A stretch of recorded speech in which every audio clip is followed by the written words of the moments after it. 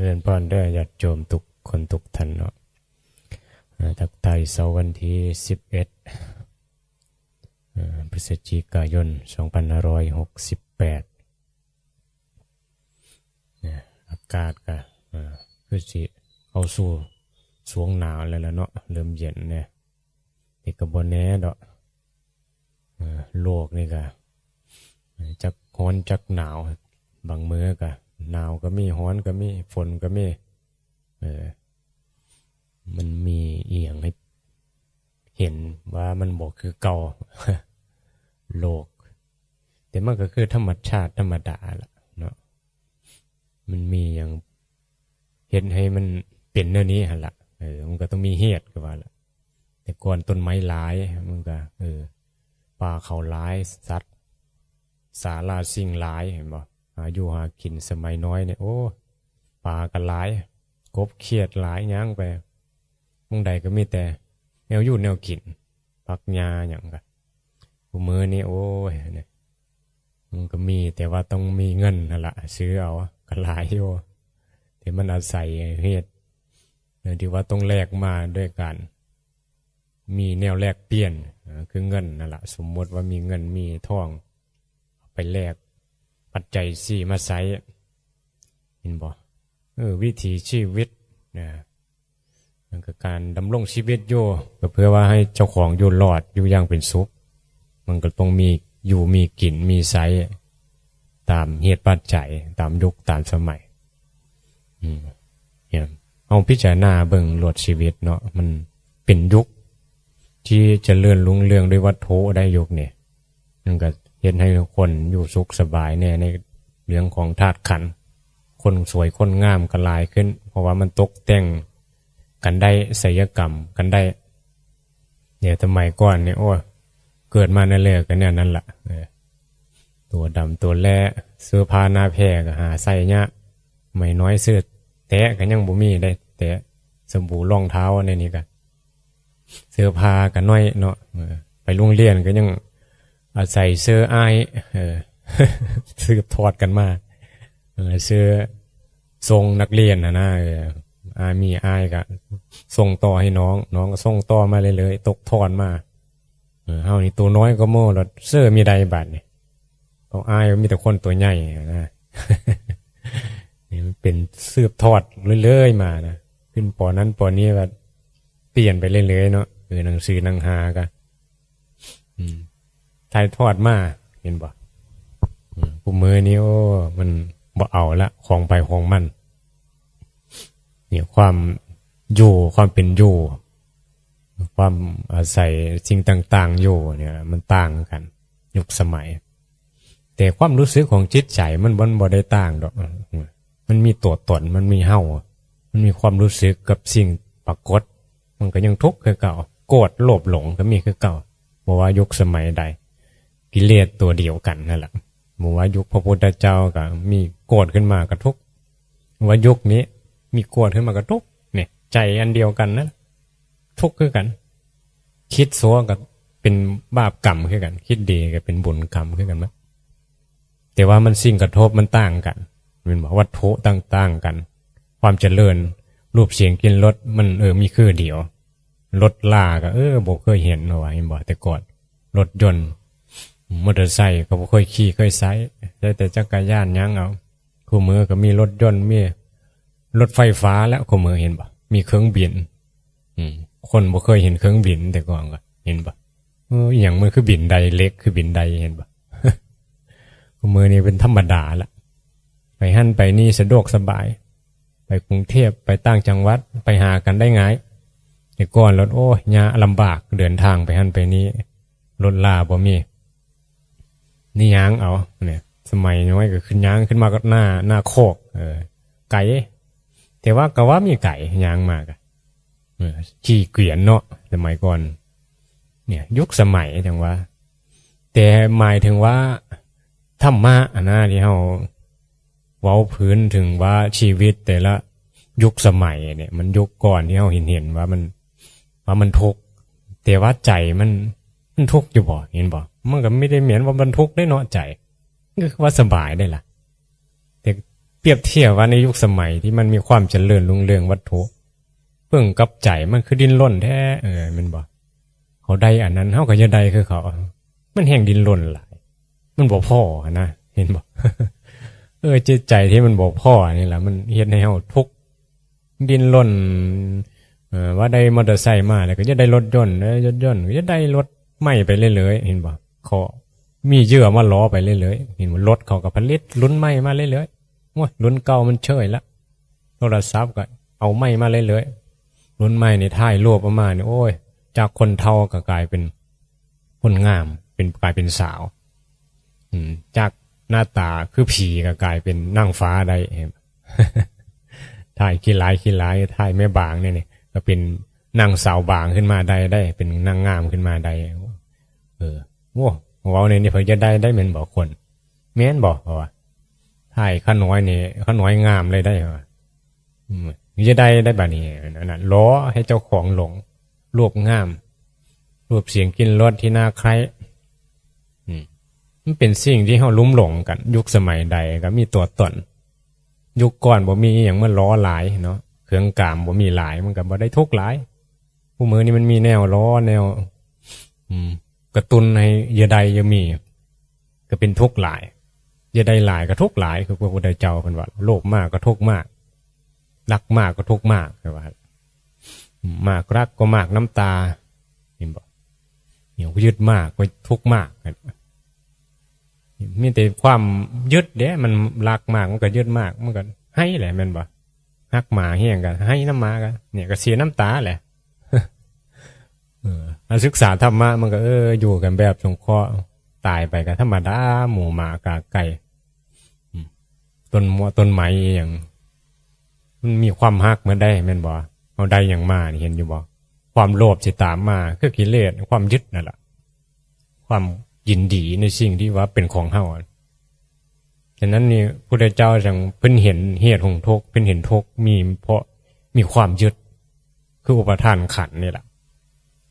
เนี่ยเพิ่นหูวิธีการที่จะบ่ทุกข์แหละพระเจ้าจังมาสอนเฮาจังว่าอยู่ว่าเฮาทุกคนที่เข้ามาวัดได้ประโยชน์อีหยังจากวัดเข้าวัดน่ะเข้าอีหลีอยู่บ่เข้ามาวัดอีหลีอยู่บ่เข้ามาเบิ่งหยังอยู่วัดบางคนคิดถึงวัดวัดนั้นงามได้เขาสร้างใหญ่โตพุทธรูปองค์ใหญ่ขึ้นฮอดวัดไปขึ้นฮอดแนวนั้นได้หรือว่าบางคนขึ้นฮอดว่าพญานาคอะไรไม่ได้ขึ้นว่าขึ้นฮอดพระพุทธรูปได้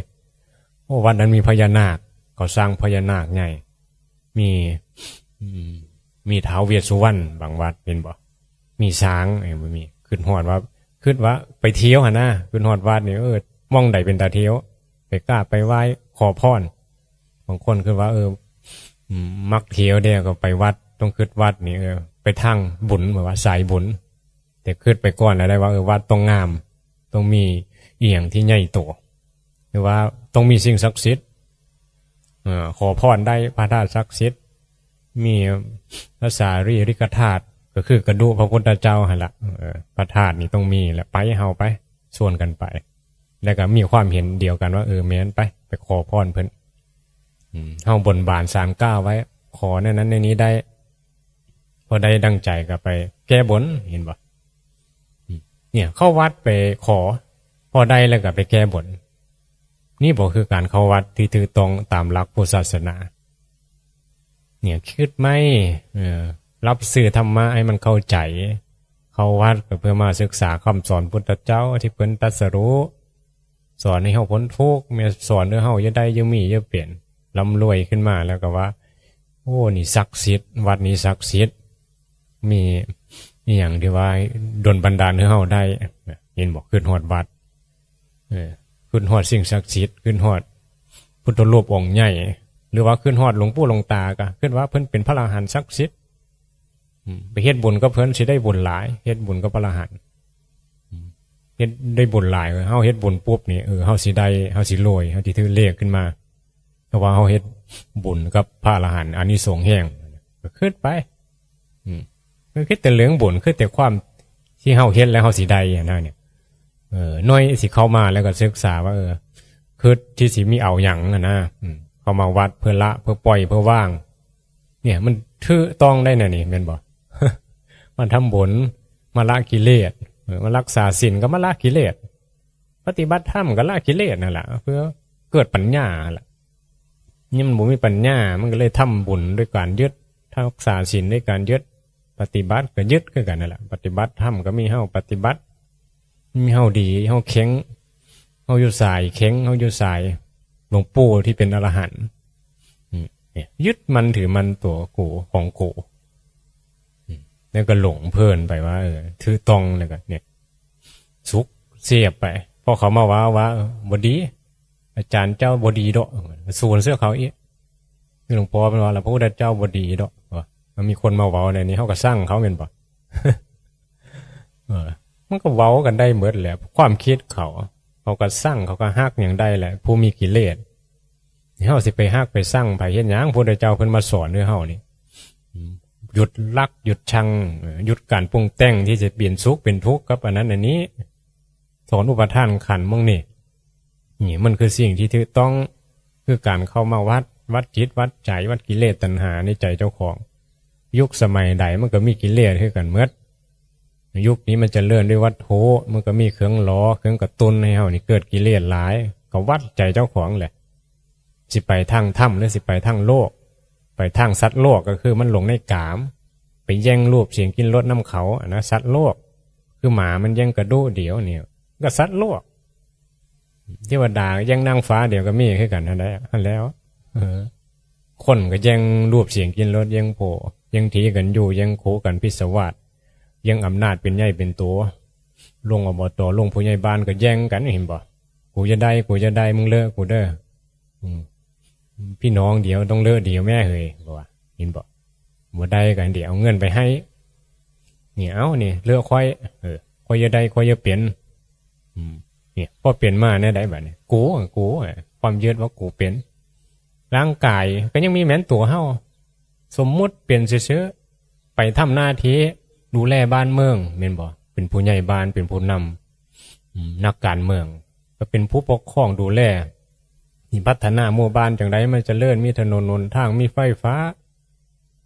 ให้คนในหมู่บ้านเฮานี่เป็นคนดีเป็นแน่นี้มีแม่นบ่การปกครองบ้านเมืองการทำหน้าที่รับราชการให้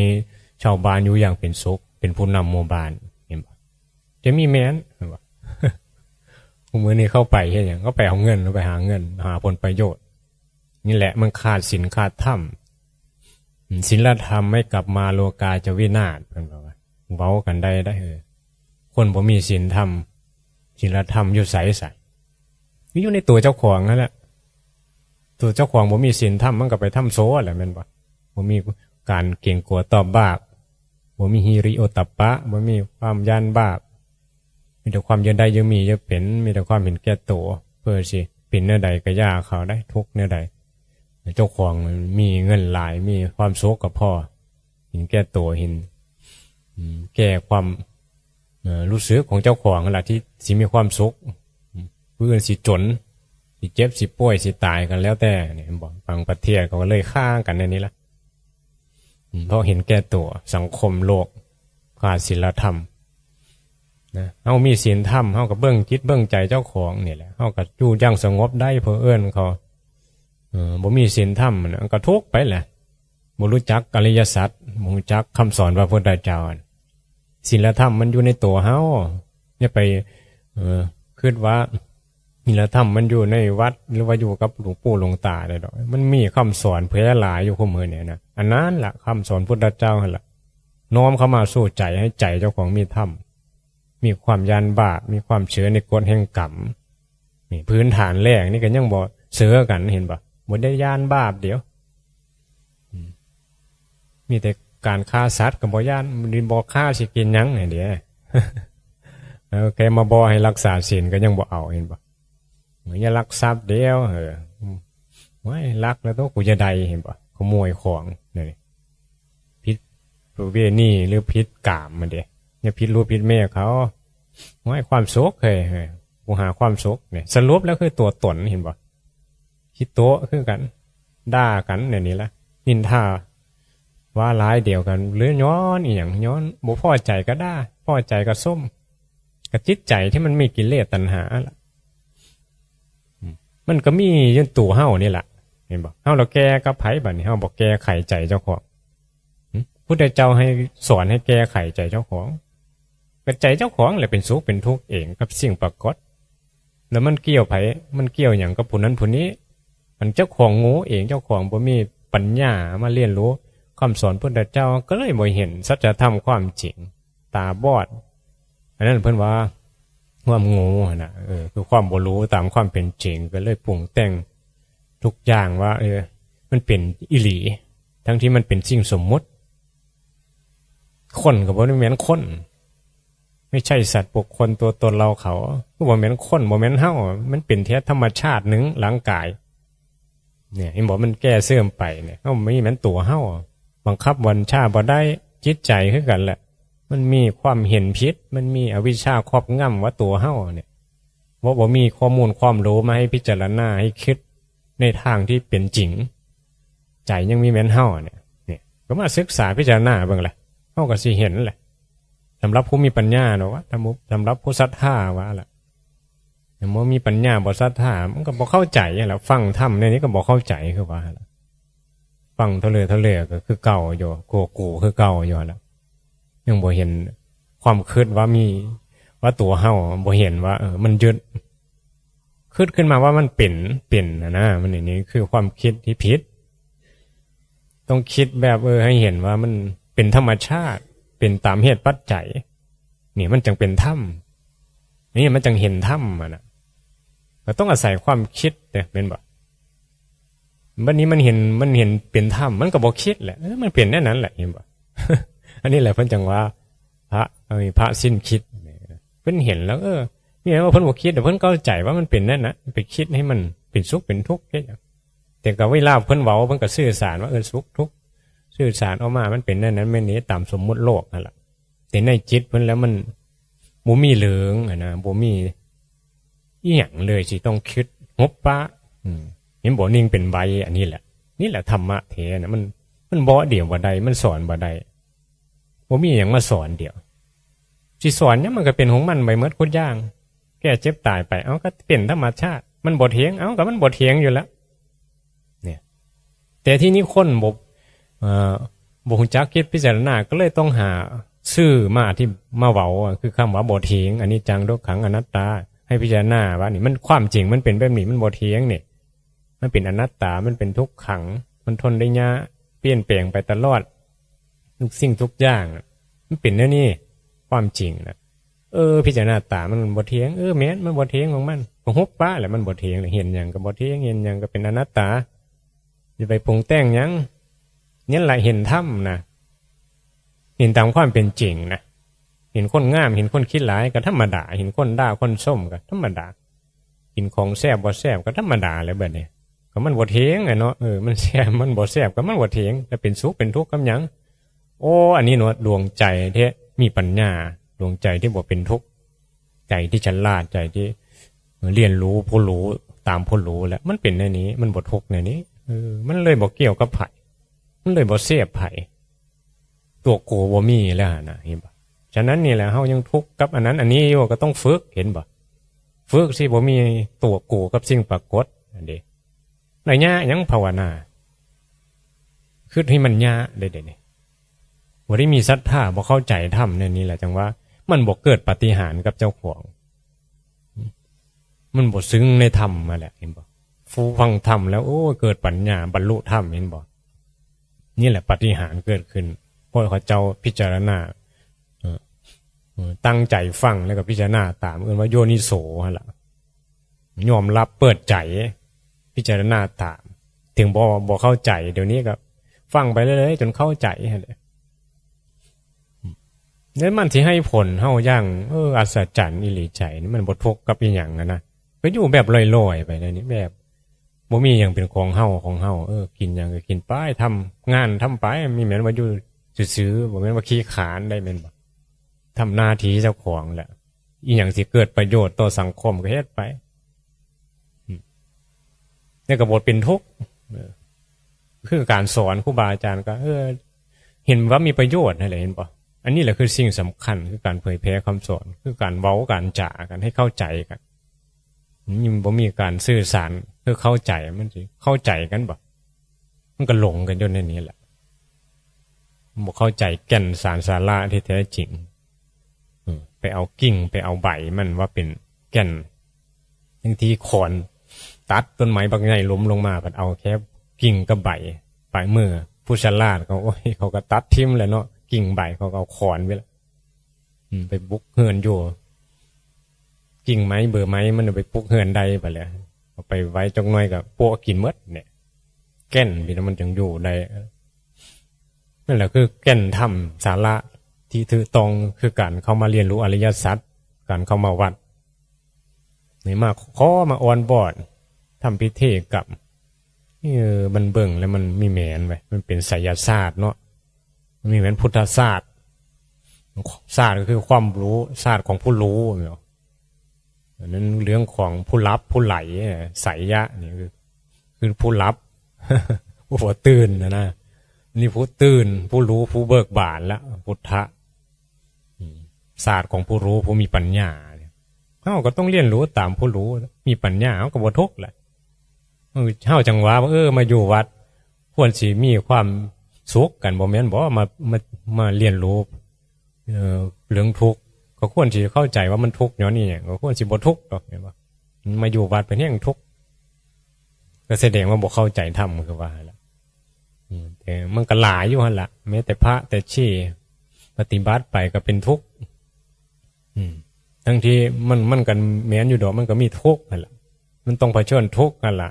แต่สิอยู่กับทุกข์แบบใดแบบบ่ทุกข์นี่คือสิ่งที่ต้องทำความเข้าใจสัมมาทิฏฐิเกิดนี่โอ้ยมันไม่ได้ว่ามันต้องหนีทุกข์ได้เนี่ยก็มันเผชิญทุกข์มันก็บ่ได้หลงนะมีคนเอาหยังมาถวายเพิ่นก็บ่ได้หลงได้หลวงปู่หลวงตาเพิ่นถึงแม้บ่มีเพิ่มมาเอามาอีหยังมาถวายอยู่แบบคนเดียวในป่ากุฏิห่างๆสันโดษเพิ่นก็บ่ได้ทุกข์บ่ได้เรียกร้องผู้ภาวนาปฏิบัติธรรมสิได้ก็บ่หลงสิเสียก็บ่ทุกข์อันนี้บัดเฮามาเบิ่งกันบัดว่าโอ้เพิ่นภาวนาได้มีคนเฮ็ดนั่นเฮ็ดนี้ให้โอ้ยพระรูปนี้ภาวนาบ่ได้บ่มีเพื่อเอาหยังมาถวายเอาก็เหตุปัจจัยส่วนหนึ่งแต่ในจิตใจของพวกภาวนาและบ่ทุกข์เห็นบ่เอาสิฮู้ได้ไหนว่าเพิ่นอยู่แบบทุกข์แล้วเพิ่นสิทุกข์เห็นบ่ดิฉันก็เศร้าหน้าก็ทุกข์กันนั่นแหละอยู่แบบบ่มีเงินมีทองมองแบบนั้นมองแบบบ่เข้าใจธรรมคือว่าเศรษฐีเขาบ่ทุกข์บ่ธรรมมันหมายถึงทุกข์มีเพราะมีเราทุกข์มีเพราะมีอุปทานขันธ์มีกิเลสครับเอาอุปทานขันธ์อ้อคนจนก็บ่